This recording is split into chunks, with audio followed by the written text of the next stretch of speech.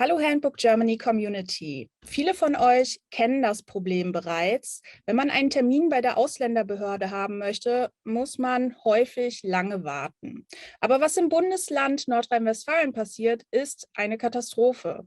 Darüber spreche ich heute mit Birgit Naujoks. Sie ist Geschäftsführerin des Flüchtlingsrats NRW. Hallo, Frau Naujoks. Hallo, Frau Aas. Was ist denn da los mit den Ausländerbehörden in Nordrhein-Westfalen? Tatsächlich stellen wir schon seit Jahren fest, dass insbesondere einige Ausländerbehörden extrem überlastet sind bzw. personell unterbesetzt sind. Und die ganze Situation hat sich durch die Corona-Pandemie noch einmal deutlich verschärft. Was passiert, wenn ich jetzt zum Beispiel keinen Termin bekomme, um meine Aufenthaltserlaubnis verlängern zu lassen? Nur weil ich keine Bescheinigung habe, heißt das nicht, dass ich mich auf einmal unerlaubt in Deutschland aufhalte. Das heißt, mein Aufenthalt gilt genauso als erlaubt fort, wie er vorher war. Egal, ob es sich jetzt um ein Aufenthaltspapier wie eine Duldung oder eine Aufenthaltsgestattung oder um einen Aufenthaltstitel wie eine Aufenthaltserlaubnis handelt. Nur das weiß kaum jemand. Ich gehe also hin und sage, hier, ich möchte weiter Arbeitslosengeld 1 haben, ich möchte mein Kindergeld haben, ich habe eine Beschäftigungserlaubnis, natürlich darf ich arbeiten. Und die zuständigen Stellen sagen ja, wo steht das? Und ich kann nichts nachweisen. Das ist in der Praxis das erhebliche Problem, worunter die Betroffenen zu leiden haben und was dann auch dazu führt, dass sie ihren Arbeitsplatz verlieren können, dass sie bestimmte Sozialleistungen nicht bekommen und Ähnliches. Es gibt ja auch die Möglichkeit, dass wenn man keinen Termin bekommt, um jetzt den Aufenthaltstitel verlängern zu lassen, dass es sogenannte Fiktionsbescheinigungen auch gibt oder so formlose Bescheinigungen. Sind die überhaupt was wert?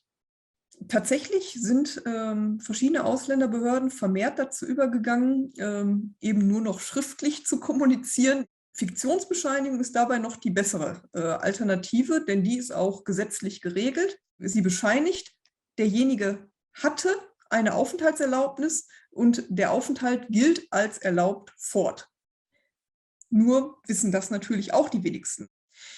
Darüber hinaus sind einige Ausländerbehörden aber dazu übergegangen, Bescheinigungen auszustellen, die es gar nicht gibt, also die gar nicht gesetzlich geregelt sind, sondern die jede Ausländerbehörde für sich erdenkt und die damit auch ganz unterschiedlich aussehen. Rechtlich sind die Leute eigentlich noch gesichert, aber sie selber befinden sich in Unsicherheit und in der Praxis haben sie tatsächlich die Schwierigkeiten, weil sie ohne Bescheinigung oder mit solchen Bescheinigungen oft auf Hürden treffen.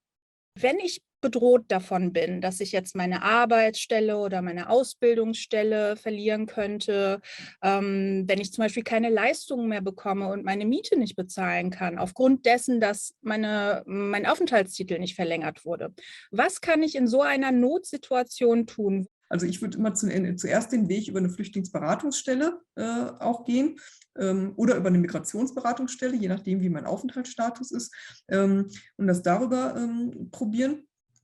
Ansonsten würde ich immer dazu raten, gerade wenn es um Leistungen von Behörden geht, die Behörden aufzufordern, bei der Ausländerbehörde nachzufragen. Die haben ja viel kürzere Kommunikationswege. Nach 3 Monaten, wenn die Ausländerbehörde da nichts getan hat, eine Untätigkeitsklage erheben, sodass sie gezwungen ist, tatsächlich irgendwelche Maßnahmen zu ergreifen.